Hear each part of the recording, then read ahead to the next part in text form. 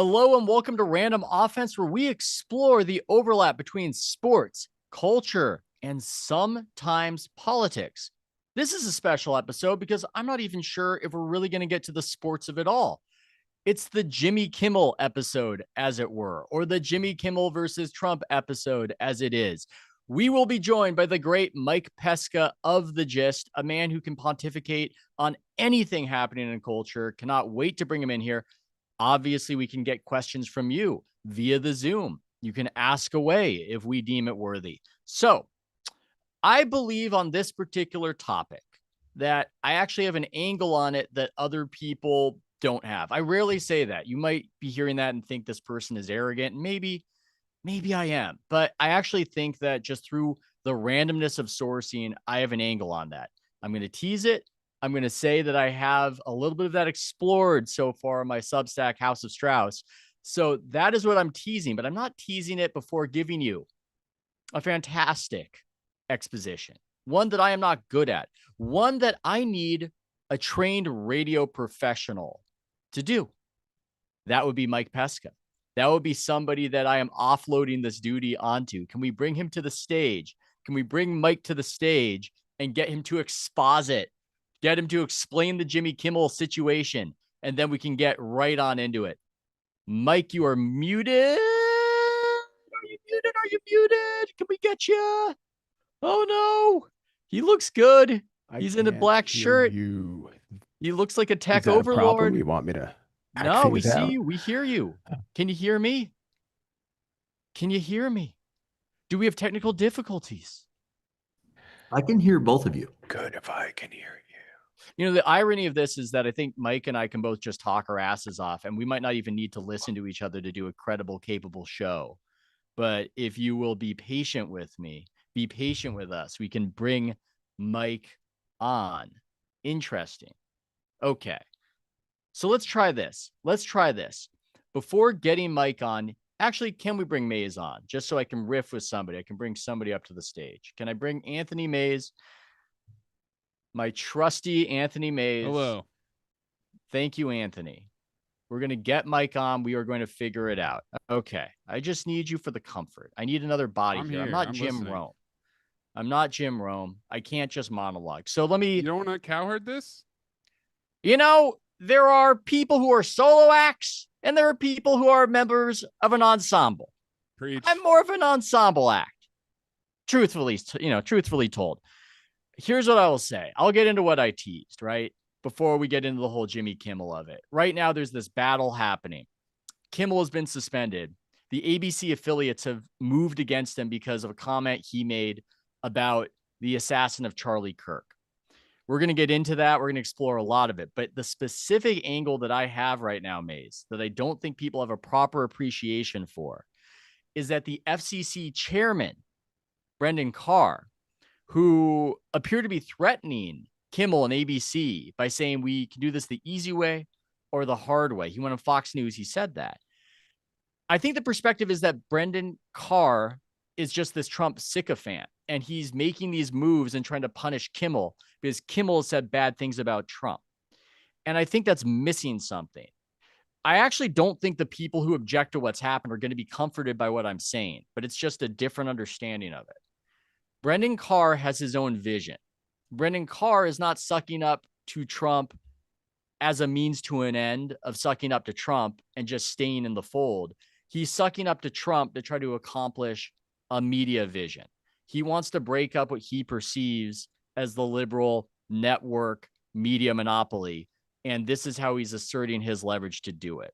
So that's what I have through my sourcing, Anthony. That's what I'm saying, is that there's a bit of, I don't know if you want to call it rogueness to it, but it's that the FCC commissioner is using his position within the Trump administration, using flattery of Trump, Mike Pesca, if you can hear me, and I'm not sure if you can. I can. To try to accomplish his particular vision.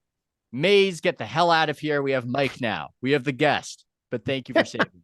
Thank you for saving me there, Anthony. Was he my stand-in? Was he to set lighting levels and such? How are you doing, Mike? Can you do me the tremendous favor, now that we've made it through the technical difficulties, of giving us a good expository on what the hell the Jimmy Kimmel Michigas is. Yes, Michigas slash pretty blatant violation of First Amendment. So here we go. Monday is Kimmel's first day back since the assassination of Charlie Kirk. He says only two things that could be interpreted as offensive. We hit some new lows over the weekend with the MAGA gang desperately trying to characterize this kid who murdered Charlie Kirk as anything other than one of them and doing everything they can to score political points from it. So let's pause on that. He then mocked Trump's mourning because Trump would ask a question about Kirk and pivoted to talking about his new ballroom. So Kimmel is wrong. He's not a newsman. It's a premise for a joke, right? It's a subordinate clause in a setup for a joke, which Quick if we don't interjection. allow. Quick interjection. Joke was pretty funny. The goldfish joke that he segued to was pretty funny. I just wanted to get that in there. It's important that we do that. Okay, Yes. continue. Yeah. And even the cut, it's very satisfying to see the president say ridiculous things and then have a comedian mock them for being ridiculous. I've never objected to that if the mockery is good for any president or anyone. And what Trump literally asked, are you all broken up about Charlie Kirk? He's like, oh, yeah, sure. Let me talk about my ballroom. It was funny. I hadn't seen that clip. Yeah.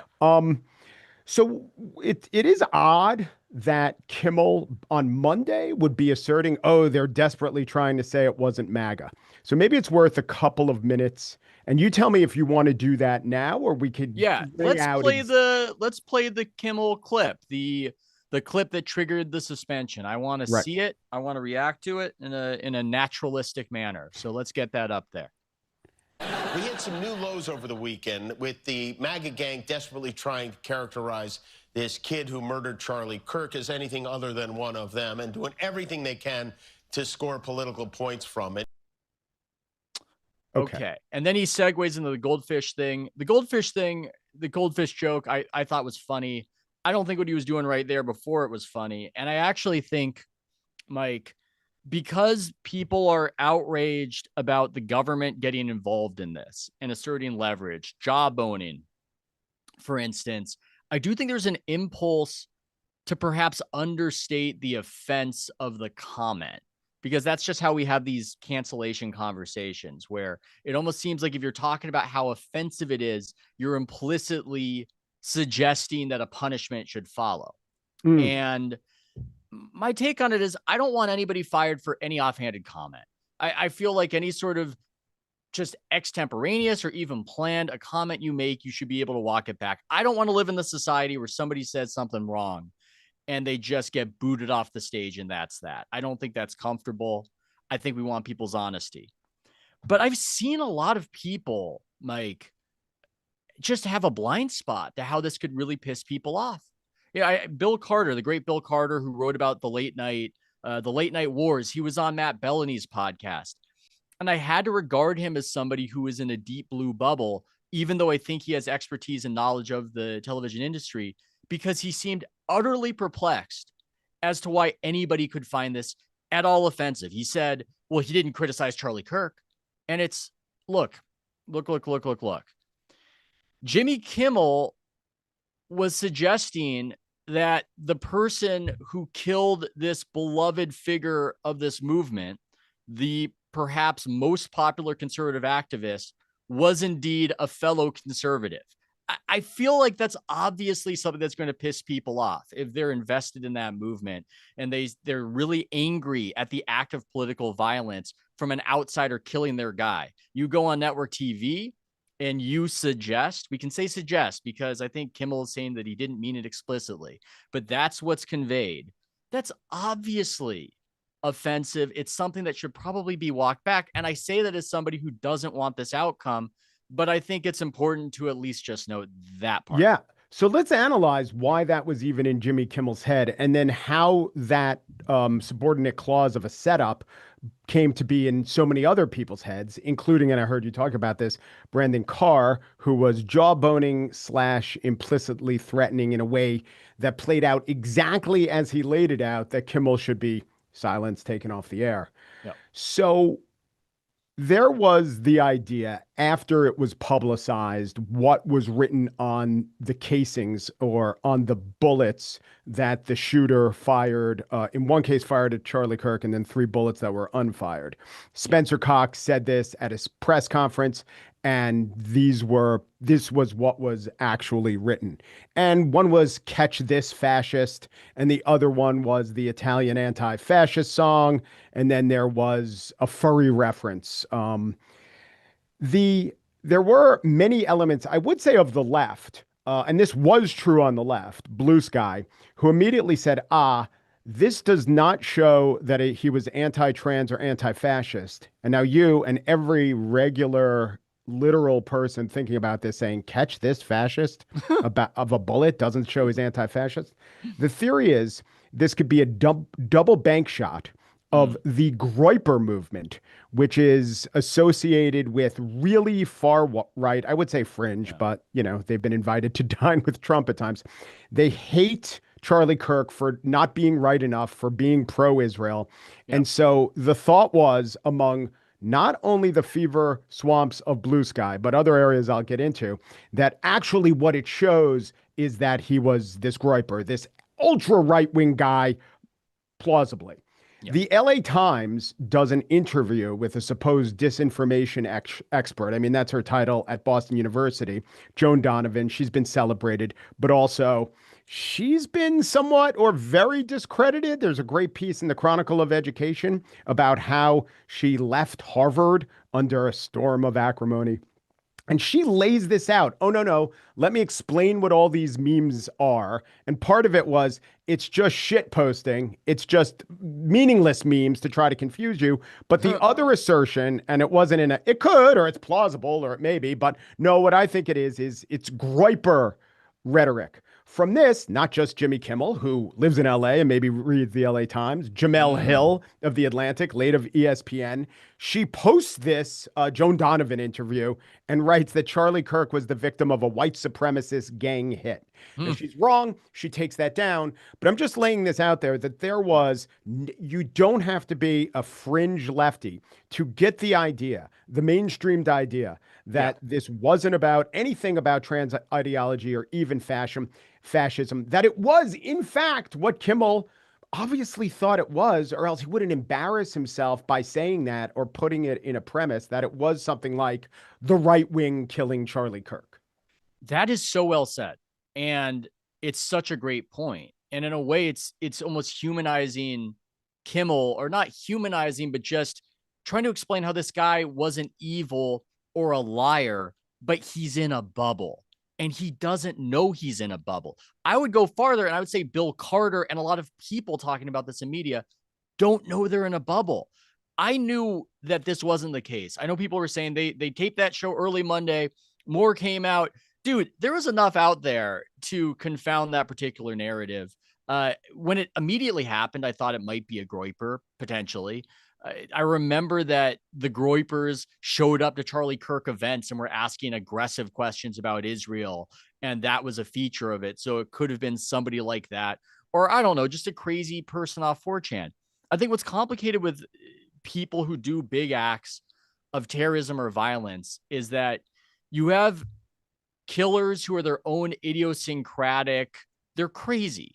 They're crazy. They don't map onto anything. And we argue about truly who did crazy, like getting messages through the TV about grammar, which was yes, like Son of Sam crazy. We have no way of mapping on to what they do. But the complicated thing is also there are killers who have a logic to what they're doing, and it's downstream of an ideological perspective, and it's in the air.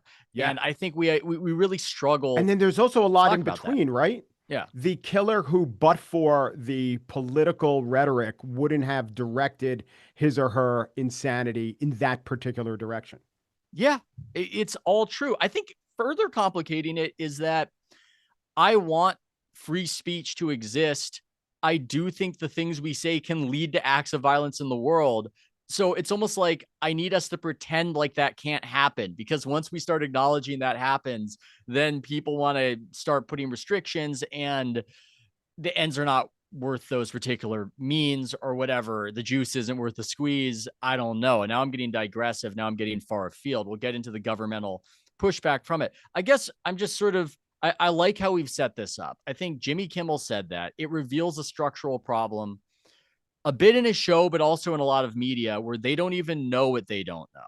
And they're only talking to themselves. They've got a self-dealing kind of information economy. Heather Cox Richardson, who's got maybe the most popular Substack, one of the big Substacks, I believe, also conveyed this particular narrative. And it slots into what Mike Solana's called the cultural Cold War, where we have our silos and we have our truths, and what actually happened didn't matter.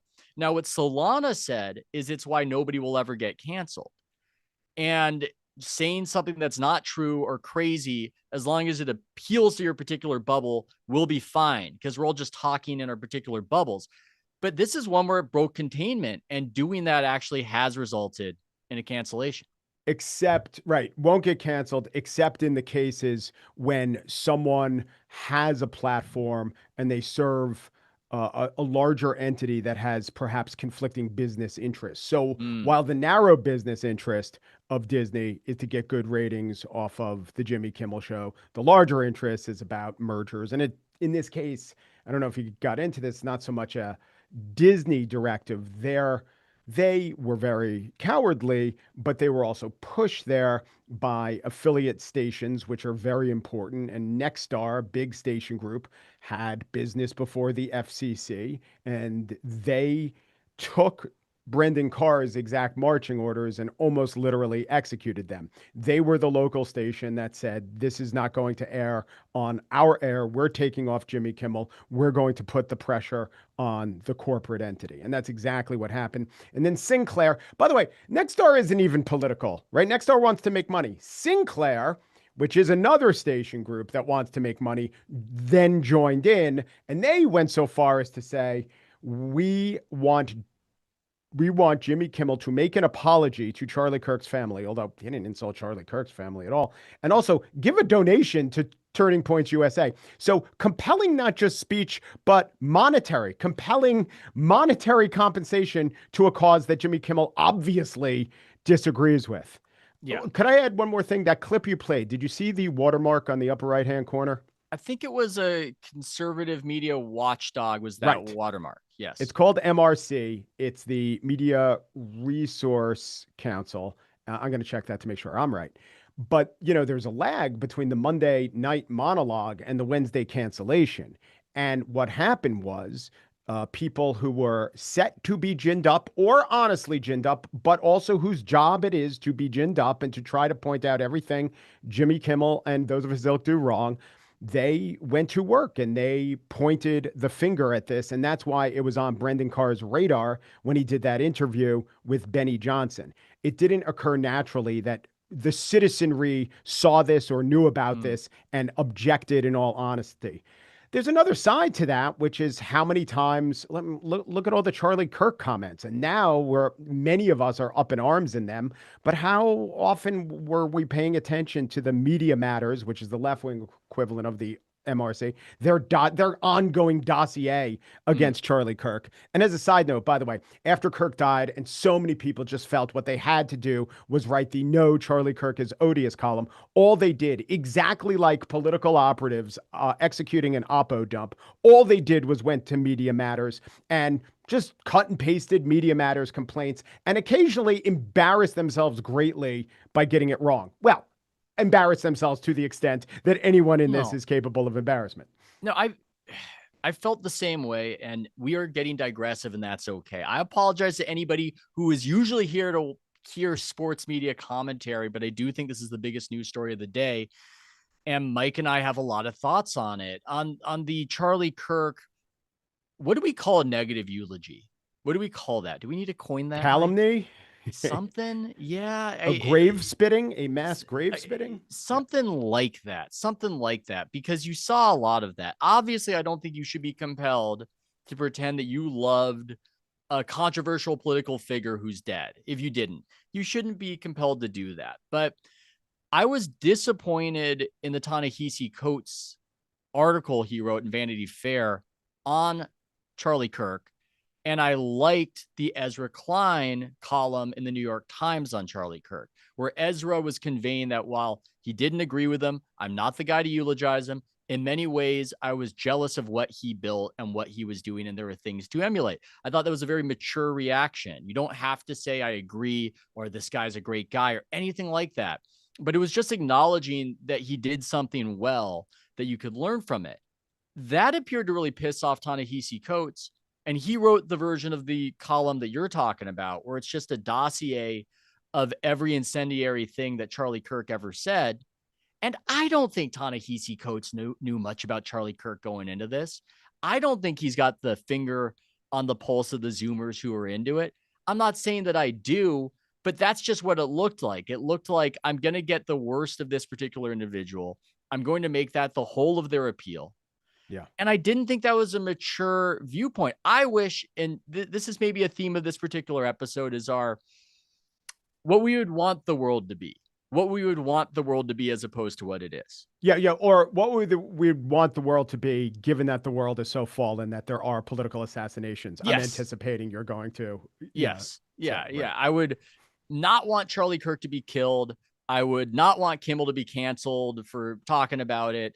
All these things we would want. I would not want Brandon Carr to pressure the networks to be more pro-conservative, but I wouldn't want the networks to be so myopically, monoculturally one-sided either. These are the things we want. We don't necessarily know how to achieve it. In my hypothetical fake world, I wish Coates had approached that saying, I don't like this guy, but I also recognize his rise as a reaction to when I was riding high and when we were riding high in 2018 to 2020. And here when they were kings. Yes. Yes. When they were kings, when Coates was taunting white America with your president is white, because I read that column from Coates where he's talking about what a vicious racist Charlie Kirk is. And I'm reminded of the time when Coates was assailing everything white. When he said your president is white, that wasn't a compliment about Donald Trump.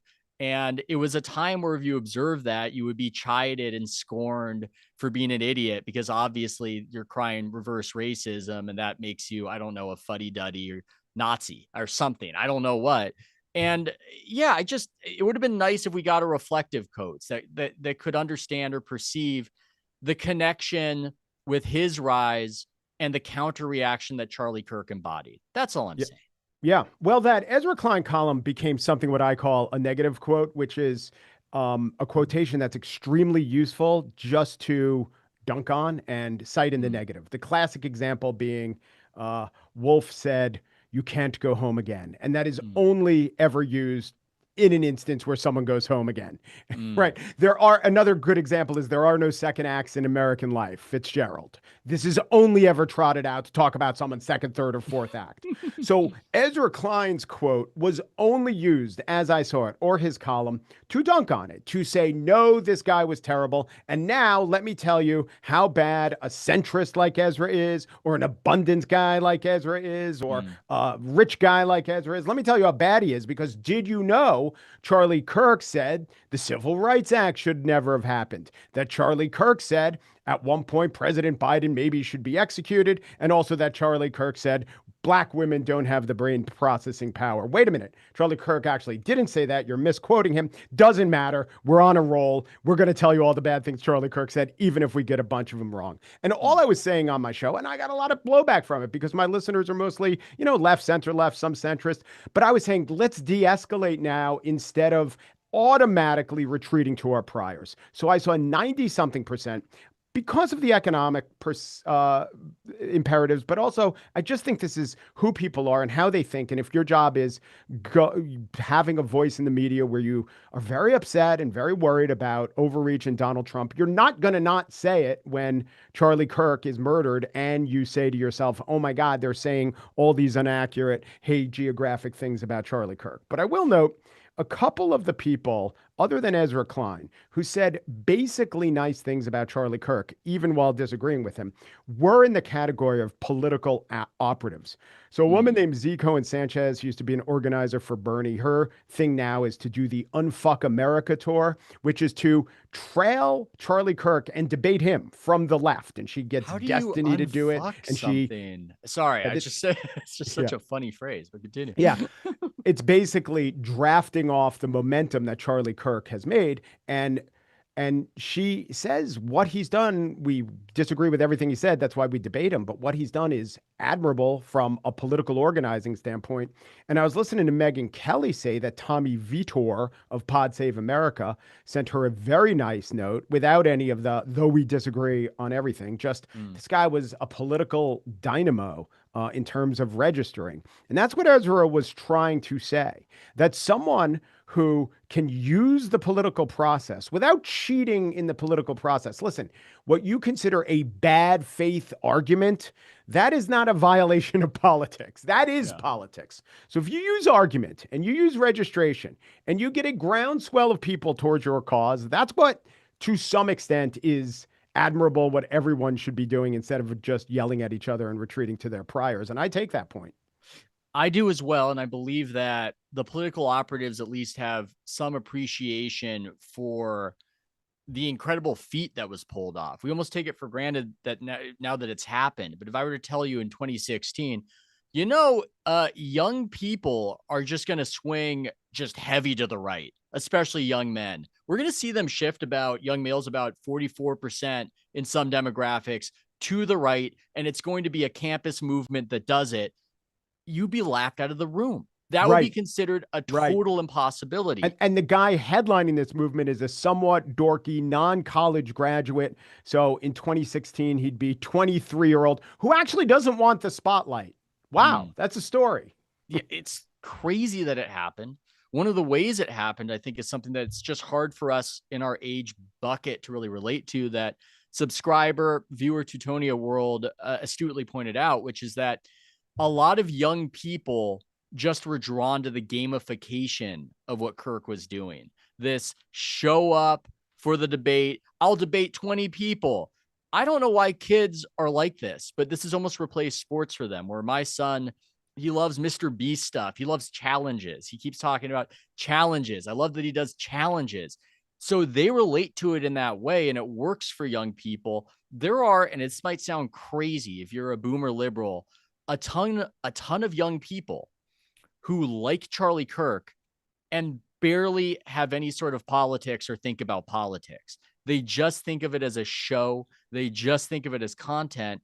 And we're getting so digressive, but that's how it worked. And it's an impressive feat, any kind of way you want to look at it. And it's not just reducible to being a bigot. That's not what this particular alchemy was wholly simply comprised of. But I think part of the other point I'll make on this, I think somebody like Kirk represents this other thing, where it used to be when somebody would die and they were famous, they really meant only one thing for the most part.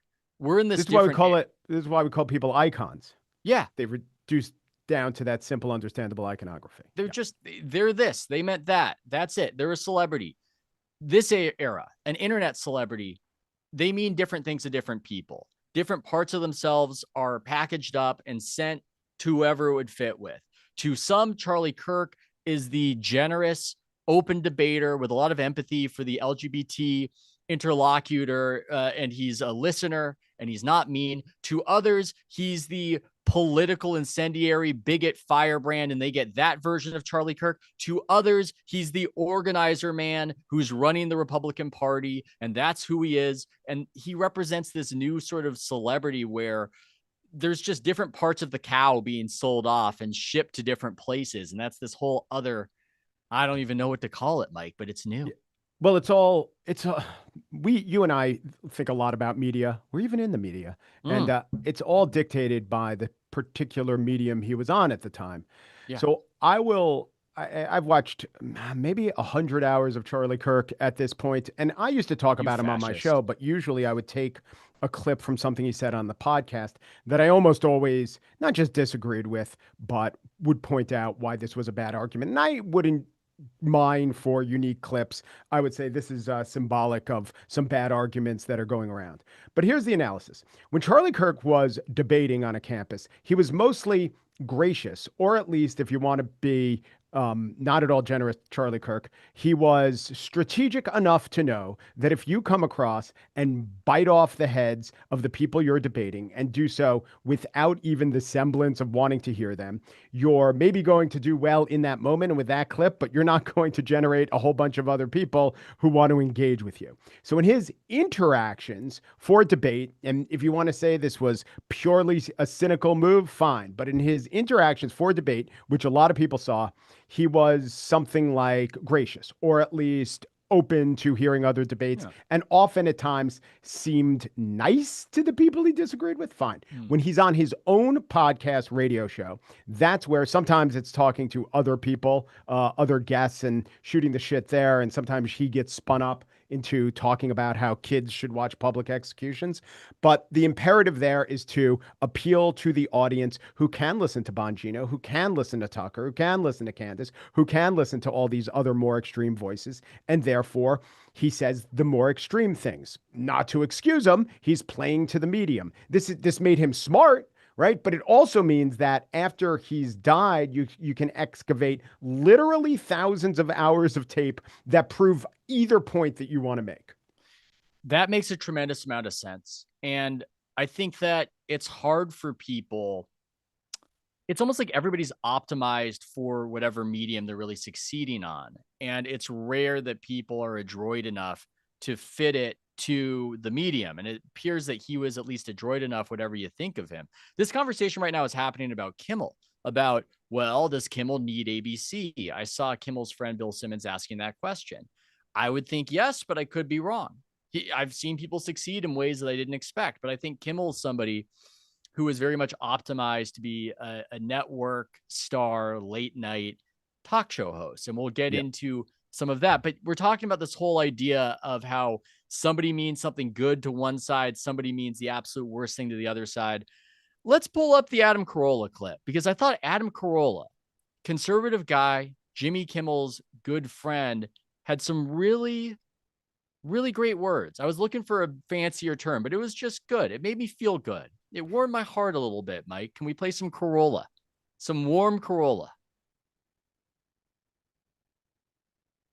It's a weird thing. The right and the left are always sort of misinterpreting things. He was inaccurate about something. It wasn't like he was necessarily attacking Charlie Kirk. He was trying to dump it on Trump and inaccurate about it. We're living in a time where something happens. Nancy Pelosi's husband gets hit with a hammer.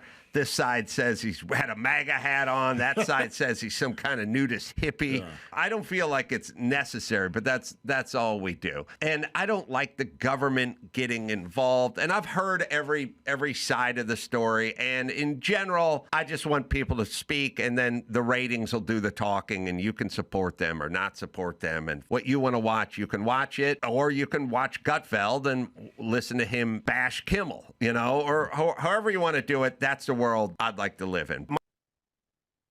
So that was really good. I do want to play the second part of the clip if we have that technological capacity. It sounds funny. It's like we're doing modern art. I'm just going to eventually turn this live stream into an hour of Corolla. We're going to listen to Loveline with him and Dr. Drew. Is that, if it's possible, I'd love to play the second part, because that was the extra humanizing side. That first part was great, and I'm glad we had it. But if it's possible to play that second part, maybe producer can tell me in the side world scroll. I'd like to live in. My perspective is different just because I know Jimmy, and I know Jimmy to be a very good guy and a generous guy, and I've always said that about him. And I realized that while everyone else knows Jimmy as a caricature, I know him as a person. When I run into the people that don't know Jimmy as a person, O'Reilly or Dave Rubin, Dennis Prager, and they go, "What's up with your buddy Jimmy?" Well, I know him, so that's why I don't think of him like you think of him. But on the other hand, they think of you as a cartoon character too, and I know you. Dennis Prager's a very sweet man, lovely man, but These guys on the other side think of you as a cartoon. And then at a certain point, there's the assassin who thinks of Charlie Kirk as a cartoon character, not a dude. Yeah. I know him as a guy, sweet guy, fair guy, family guy, good American. But that guy looks at him as a cartoon character, and that's why he gets to kill him. I know Jimmy. It's just really good. It's just really good. I think it speaks to a lot of the moment. You know, you can agree or disagree with Adam's take, but I think this idea of how some people to their audience are a human, but there's this other negative audience where they almost serve this different function. They almost serve this other function where they do function as entertainment. Jimmy Kimmel, to a lot of MAGA world, which I do believe was outraged, Mike. I do. But at the same time, he was a little morsel of entertainment for them. And there's this negative entertainment going on as well, the caricature entertainment. Mm-hmm. So this argues for something we don't even have to say, which is that this is why you don't exact violence on actual people who are actual fathers, or for that matter, hermits who don't like anyone. Because that was another thing. He was a father of two. Important to note, but it's a little like, well, as a father of girls, I don't like sexual assault. We could all not like all those things. Adam, I love Adam. I think he's still the sharpest gun in the West, and I've witnessed his political transformation, which is to chafe against Gavin Newsom and the crackdowns, and he was very much against COVID overreach. He's correct. He prizes the interpersonal. Jimmy Kimmel is, by all accounts, just a wonderful guy interpersonally. However, most of us don't interact with Charlie Kirk or Jimmy Kimmel or Adam Corolla or Mike or Ethan interpersonally. We are to them and to their reality. We are the product of what we're putting out in the world as either rhetoric or content. And that matters. And this is why, because we are people, no one deserves violence, but a deep-seated animosity, real animosity, just based on the actual content of what someone says, I think is justified. And more, I've been coming around to the idea of, well, who you are in real life, like literally, if we touch each other, that's the real person. I don't know. It would seem to be, I'd never want to punch the other real person. But when I've had friends who our relationships have broken down to things like posting and public persona, but when their public persona is a larger percentage of our actual interactions than the couple of times I've talked to them in real life, I think that does become the real person. And I was talking to a mutual friend of ours, and we were talking about another one of these journalists who was, Karen Attia, and she claimed she was fired by the Post. I tend to think that it was one of these media martyrdom monetization schemes where you claim the Post fired you and you go to Substack, and a lot of times people like Jennifer Rubin and Jim Acosta and Terry Moran make a lot of money. And we are both of the opinion that her column's not even the one that got her fired. Just for years, she's been quite a terrible thinker and columnist. But, he pointed out what a nice person she was. And I said to him, you are such a nice person that you over-index for how nice a person they were. Like the judgment in this case probably should not factor that into account. Yeah, nice person should factor into our sadness over somebody who is killed, but the nice person isn't worth a lot to people who are just looking at us like vending machines for content. They're pressing an E6 for the Reese's peanut butter cup of content, and that's our function. Yeah. But also, what's the real person? If I said a lot of things that I don't believe just to get attention or ratings, and I said it a lot and more people knew me for those things, I think that would be you could argue that's who I really am as we define reality. Well, this is getting way trippier than I thought it would get, Mike, but you've probably been accused of being a grifter. That's this common descriptor that you hear on both sides, but more on the left. And I've been accused of that.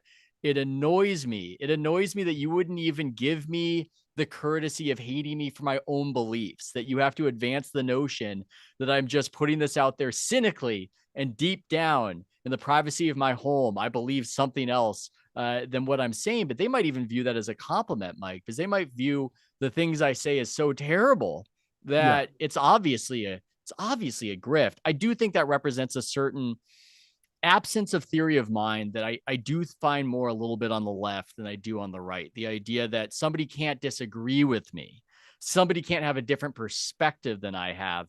It has to be a cynical work. But speaking of cynical works, segue, let's get into some of the media versus government aspect of it, because I do think that Brendan Carr has a vision that he feels idealistically, but he's working towards it cynically. I think that this is an aspect of the story that people are missing, maybe because it doesn't matter to some people. I don't know. But when I see Brendan Carr out there being a MAGA suck up, really prostrating himself to Trump in that way, I see him as similar to Stephen Miller. Stephen Miller obviously has goals and ambitions as somebody who would run immigration policy. And so he's going to try to endear himself to Donald Trump to those ends. From what I can understand of Carr, I think Carr wants to break up what he sees as the mainstream liberal media monopoly. And he wants to use levers to do that. We can set aside, or maybe we won't set aside. We'll get into how you feel about that. But that's what I think is happening here. I think they're mistaking what they're seeing for the entire thing. They think that the government right now, it's just all about I don't know, hurting anybody who hurts Trump's feelings, when there's actually a bigger project taking place, or at least being attempted. Well, an interesting insight into Brendan Carr actually is Ben Smith. I think it was somewhere in the past year, but way before this incident, who runs Semaphore and used to be New York Times and ran BuzzFeed and used to be the New York Times media correspondent. He did a public talk with Brendan Carr. Makes sense. Smith's an expert. Carr runs the FCC. And Smith did good reporting and said, I've talked to so many people know you, and they say you're a really nice guy and affable, and who's the real Brendan Carr? And when you're not engaged in this fight, you seem really open to a whole lot of interesting ideas. And then comes your actual job and what you do. And all you do is want revenge. And when we ask you, or when anyone asks for your justification, you point out, here are the other times the left acted in a way that was deserving of revenge, or when the left enacted revenge. So, Smith says, you have this whole theory of the case that what you're doing is a way to correct for the left's excesses or calls for revenge, or the left doing it too. And then he said, why is the answer never to step out of that and chart a different path? Why is the answer to always go further down the spiral, which is an exact analog for what we saw at the post Charlie Kirk discussion? And I think the answer to that is politics, specifically 2025 politics, specifically MAGA politics. But if someone wants to say on that score, oh, the Democrats do it just as much, maybe they're right. Yeah, I think their argument, what I've seen from MAGA world, is the idea that we aren't going to de-escalate unilaterally, that to get some fairness, we need to be able to collect some scalps. Now, that might be fairly self-serving. I do think it's such a strange conversation right now. But because it's also harder. It's also harder to create a new paradigm than just bore down further in the existing one.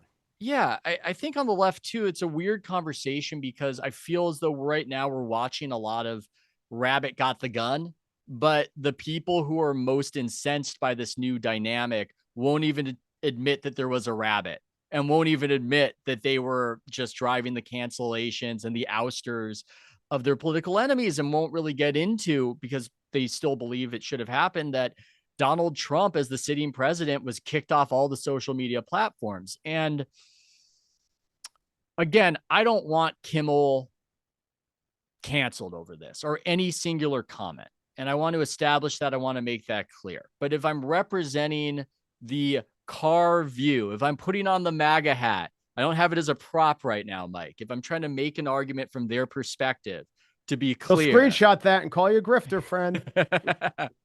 Well, then I'll just have to be a total Bay Area lib, and I'll have to do the most demeaning, small-minded imitation of my MAGA character right now and go, I'm Mr. MAGA man.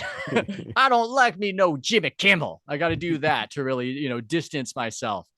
But I think what they would say is this, in the context of this Kimmel thing, right? They would say the free market, what Adam Corolla wants things to be, his vision, is not going to happen. It's not going to happen. it's not about the free market. We are living a fantasy. This idea that there's a free media market over here and there's the government over there. The fourth estate, the media, has been completely detonated. In its aftermath, anybody who succeeds is going to have the say-so of the government for their merger in order to reach however many voices that they want to reach.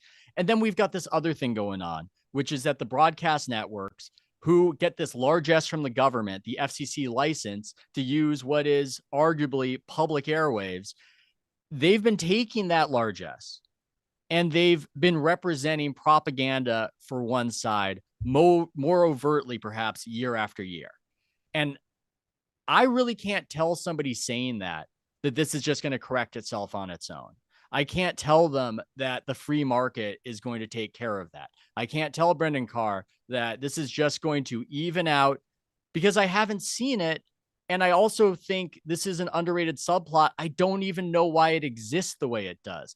I don't know why The View became so crazy political. I don't know why one political party on your ABC, on your CBS, Fox, I guess as a network, kind of stayed neutral. I don't know. On your NBC, how it all became one-sided. And I can at least understand a conservative attempt to try to break that up and correct it in some capacity, even if I do not like the way it's happening right now. Yeah. Well, I think it's because in our taste in all things, we've gone to super saturation and super flavors, and our wines are now big blown out flavors, and our color palettes are blown out, and our media is blown out. Part of it is, over selecting for outrage to work the algorithms, but this is what sells. Also, my friend Nick Gillespie of Reason, the libertarian magazine, would point out, we're baking into this so many assumptions of how the world just is. Why is it, he would say, that the FCC even gets a say over this? Because at one point we watch TV through rabbit ears. The reason that Trump, he criticizes CNN, but he doesn't really say, I'm going to take their license, because he knows they don't have a license. So why does ABC and CBS, a vestige of a bygone era, why do they have to kowtow before the FCC? He would say this goes all the way to all the federal agencies that approve or don't approve. And he would also say that they're doing all those approvals and disapprovals wrong. And it shows that when we go from a liberal to a conservative administration, we put the powers in the hands of different people, they're just going to pursue power. They're not going to pursue what's right or in the public interest. The definition of what is in the public interest is so totally skewed by political party. I think that was Jimmy Kimmel in the public interest, Mike? Answer it now. Damn it. Tell me. He hosted that feud that he had with Matt Damon served us all. That was a funny long time video, ago. What have you done for me lately in the public interest, Jimmy Kimmel? What is it? No, Can I ask you a question? This has really been pressing on me. Is Rabbit Got the Gun? Is that from like Uncle Remus, Song of the South? Do I not know this phrase? Is this? I don't know the etymology. I just hear other people say Is this duck season, rabbit season? Don't make me reveal how uncool I am. That's not fair. That's not fair. I've never heard Rabbit Got the Gun. It gets said. It gets said a lot. It gets said a lot in a sports context. It gets said a lot, and I love it. There's not an acknowledgement that the overdog, that today's underdogs once were the overdogs. I would just like an overdog to acknowledge that, and then we can get on to how things should be. But they don't want to admit that they were bullying the other side. They don't want to admit the power that they held.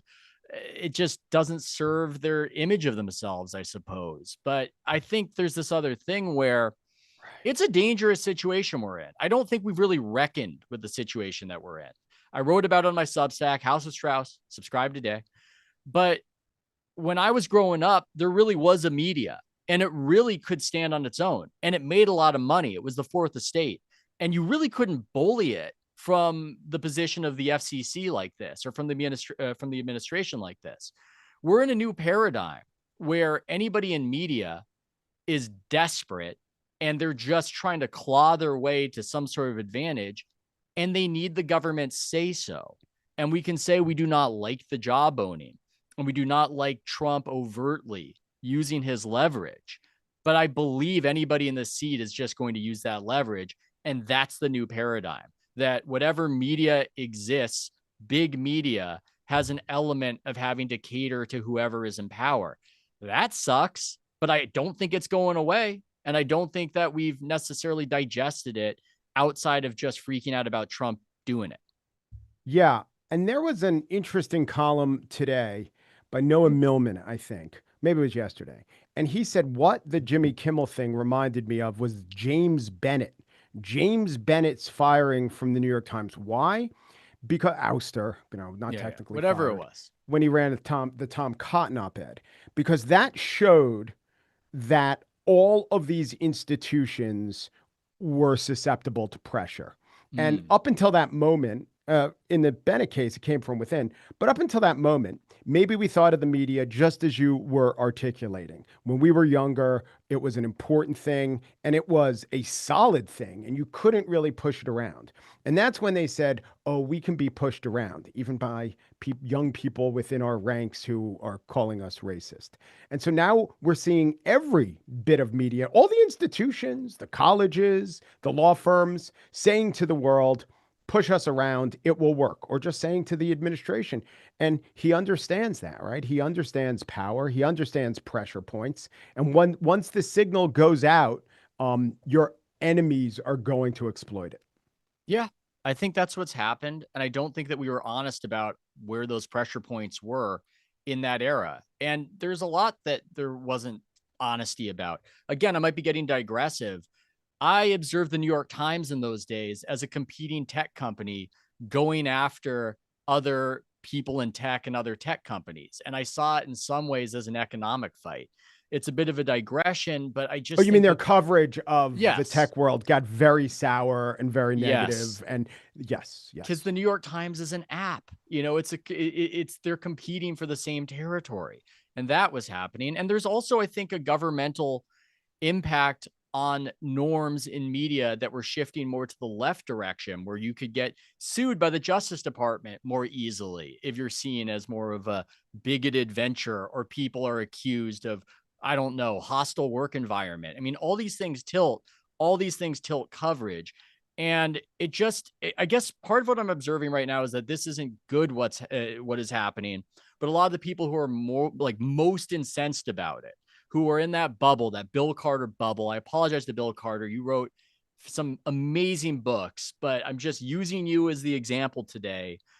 They almost didn't notice a lot of this stuff because they agreed with it happening.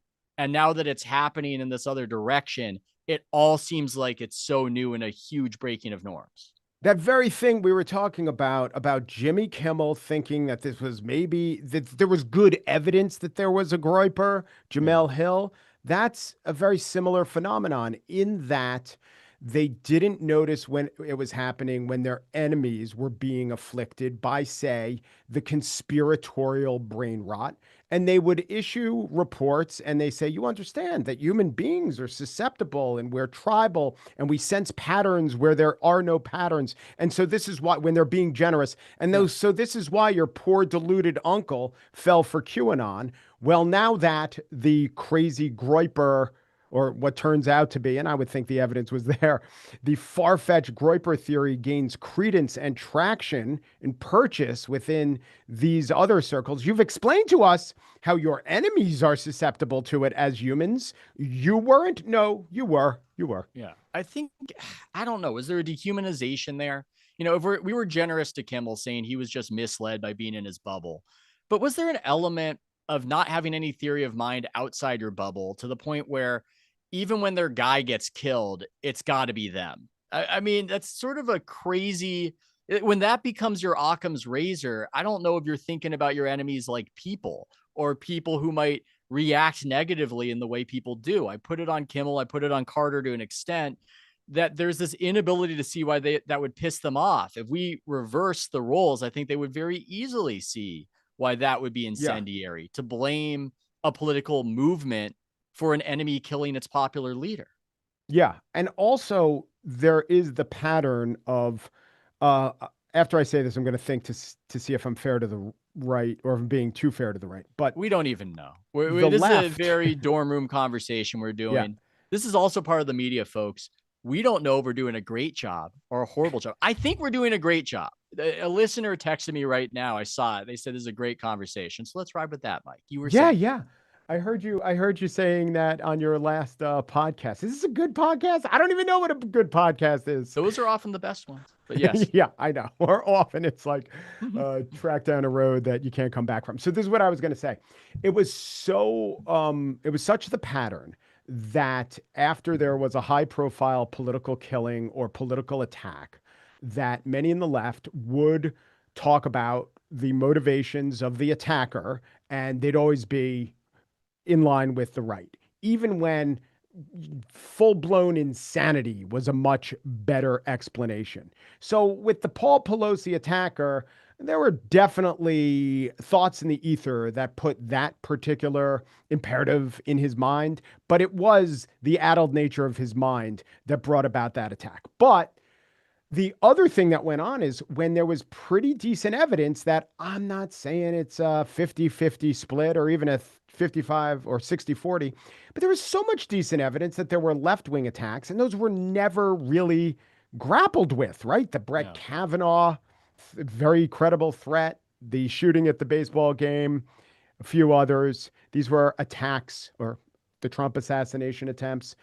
You know, there wasn't that same, you never heard the phrase stochastic terrorism, which is something that the left often used to explain why any criticism is pretty much violence. It's going to lead to violence. It's just violence with a multisyllabic layer attached to it. Never heard that applied to any of the other stuff. And there just was, I do think, a dishonesty. And the last thing I'll say about, it's very hard not to get sucked into rebutting what you just know are false assertions, like JD Vance saying, oh, sure, maybe the right has a little crazy, but it's almost all from the left. And you look at the statistics and you look at empirical evidence. You're like, not true. Look at all this evidence that shows it's disproportionately from the right.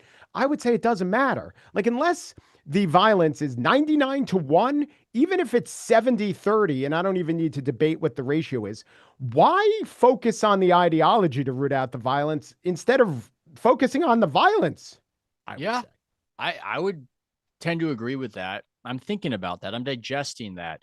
But why does the it matter? FBI has agents who look at Muslim terrorist groups. I don't know if they're right or left, and they look at neo-Nazi terrorist groups. And that's what they should be doing. They shouldn't just be saying we've prioritized the neo-Nazis. They should look at everyone who's a potential terrorist group. I don't know what the FBI could do these days, but that's what they should do. Well, I do think there's this complicated, I hope I articulate this correctly. It's almost like problems that the media indulges and makes excuses for get worse. And because the media, I'm just saying the media generally was more focused on the right, and in their own minds, the left couldn't be a problem. I do think that there is some, can I pronounce this word? Metastasization. Did I pull that off? I don't know. I believe there was some metastasization because there was so much from the top. This doesn't exist. This isn't a thing. If you express a concern about Antifa, all your journalistic peers are going to mock you as an idiot because that doesn't exist. That sort of pressure, I do think, allowed that problem to build. And it's this thing of whichever gets indulged more can become more of a problem, and whichever has more of the spotlight can become less of a problem because it's easier to fix problems that you're aiming for and that you're admitting. Right. And I can't tell you how many MSNBC segments I saw where they accurately quoted the director of the FBI saying right-wing terrorist groups or neo-Nazis or white supremacist terrorist groups have become the number one problem. But that doesn't mean the only problem. And there was a case where someone shot at Cincinnati FBI headquarters with a staple gun. So he was an anti-FBI, I guess, white supremacist guy. His fate was that he was killed by the FBI. And it was just treated as another one of 100 stories that the right, the radical right, some version of the right wants to kill you. And when that gets embedded in your consciousness, we as the only species that could make up stories about threats as opposed to seeing our rival in front of us baring our teeth, we make up stories and are also the only species that can attack to preempt the attack. Things won't go well. And I really do think many of my friends on the left were over convinced that most of the right, a larger part of the right than actually existed in real life, would, if allowed, kill them. I have seen that. And oddly, I've seen it more, and this goes back to the boomer weird aspect of it, more among the boomer tribe. But I'm free associating. We're okay. We got to take a question. We have Ryan with his hand up. We've been yapping. We've been monopolizing. Let's try to get in, get out, make this clean, stick the landing. Ryan, what do you got for us? I'll do my best to help with sticking the landing. I think this was a great conversation. And Mike, I think the way, especially, these last couple of minutes, I agree with you. I don't think it's a right or left thing. It's a violence thing. We live in the most violent country in the world. And most specifically with gun violence. One thing that wasn't mentioned was the recent attack that was meant to be the NFL headquarters, that, Blackstone. ultimately, yeah. It's just, yeah, that's all unfortunate. To bring up a couple of lighter topics, I joined a little late, so I don't know if it was mentioned. But it was mentioned in the chat by Ted Danson, aka Trace. The Cardi B, Stefan Diggs, soon to be child. And all I was thinking about was the Vikings locker room interviews about who you wouldn't want to date your sister. Well, any quick commentary on that before we gotta go? that is a great clip. And this maybe goes back to when I had Pablo on a week ago, because mystery is this product that we don't get enough of, that all the Vikings players were knowingly reacting, saying that they wouldn't want Diggs to be in that role, but they weren't telling you why. It's just catnip. You go, what the hell is this guy doing? What don't I know about? What won't they tell me? But I'll say this much as a callback, now that Stefan Diggs is going to be a father, Mike, really no political violence against anyone, but especially no political violence or any sort of violence, not even on the football field, aimed at one Diggs. The man is a father, Mike. He's a father. You got to keep that in mind. Is he a Patriot? Is he on the Patriots this year? Yes. Yeah. He's not doing too much with the Patriots, but he's scoring in other realms, so that's good. Yeah, he's a lot of different teams. Might be a little his Maryland career. He was, remember, coming out of high school or in college. I mean, no one had more talent than Stefan Diggs, and he put it together for a little bit of time. But yeah, receiving a little mysterious. I don't know what tricks the cornerback. I don't know. I don't know how they get open, but I don't know when they lose it. It's the hips. It's the hips. One other quick one. Right. One other quick one. Jonathan Kuminga. What do you think is going to happen there with the Warriors? Their agent seems to be really leaning in that he's just going to take the qualifying offer, which quite frankly would probably hurt the Warriors more than anything. I do not have a prediction on the Kuminga. I just got a text from some people in Warriors media during this. I didn't even want to read it. I didn't even want to absorb it. The Kuminga situation, maybe that's for next week. I will come up with my definitive Kuminga take. I've said before, I think he should have taken the money earlier. I think that the explosion of salaries in the NBA, as was told to me by an NBA executive, it hasn't really hurt the motivation of the players who get the big contract. It's messing with the guys who miss that game of musical chairs and see themselves of a similar status as the guys who got paid out, and then whine and pout and create the kind of toxic situation that we see in Golden State. So I'll come up with a take about it. Great stuff as always. I thought this was a great conversation, everybody. I do. I hope we healed the country, Mike. Do you think we healed the country just a little bit? Not Corolla level. Not Corolla level. I hope the country is a little looser in the hips, if not more open in the heart for all of our differences. There we go. Thanks so much, Mike. Everybody check out The Gist. Fantastic stuff. House of Strauss, Chat BCC, sportspredict.com, non-gambling, gambling picks. I'll brag, 96 smart rating before I come crashing down to earth. I'm picking them well right now. So, I need to represent that before it all goes kablooey. Everybody take care. See ya.